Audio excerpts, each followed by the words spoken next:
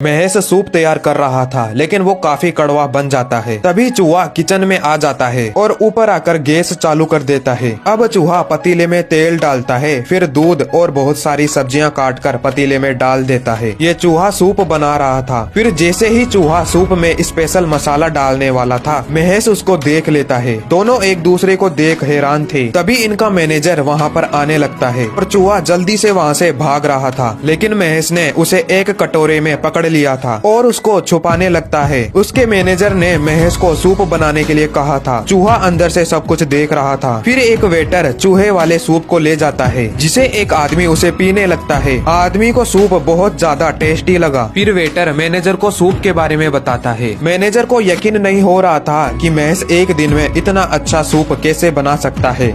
अब ये चूहा किचन से भाग रहा था। तभी लालची शेफ इसे देख लेता है और एक डंडे से चूहे को मारने लगता है, लेकिन चूहा भी बड़ा तेज था और महेश चूहे को एक जार में पकड़ लेता है। वो चुपके से चूहे को नदी के पास ले आता है और उसको नदी में फेंकने जा रहा था। वो चूहे से कहता है कि उसको बड़ा शेफ बनने की कोई इच्छा नहीं है और चूहे से पूछता है कि उसने सूप में ऐसा क्या डाला था जिससे वो इतना टेस्टी बन गया। ये चूहा इंसानों की बोली समझ सकता था और इसे खाना बनाना भी बहुत ज्यादा पसंद था। महेश दयालु था और वो चूहे को जिंदा छोड़ देता है, लेकिन महेश की ईमानदारी देख चूहा एक फैसला लेता है कि वो इसे खाना बनाना सिखाएगा। महेश चूहे को अपने घर ले आता है और महेश को खाना बनाने की ट्रेनिंग देता है। वो उसके सर पर बैठकर बालों के जरिए महेश को धीरे धीरे प्याज काटना और अंडा तोड़ना सिखाता है। ये चूहा हर प्रकार का खाना बना सकता था, जिसमें ये शेफ का भी बाप है। अब महेश फटाफट से सलाद काटता है और उसको सूप वाले बर्तन में डाल देता है। वो चूहा महेश की टोपी में बैठकर इसके शरीर को कंट्रोल कर रहा था। तभी लालची शेफ आता है और सूप को टेस्ट करने लगता है। वो चूहा टोपी के अंदर से सब कुछ देख रहा था।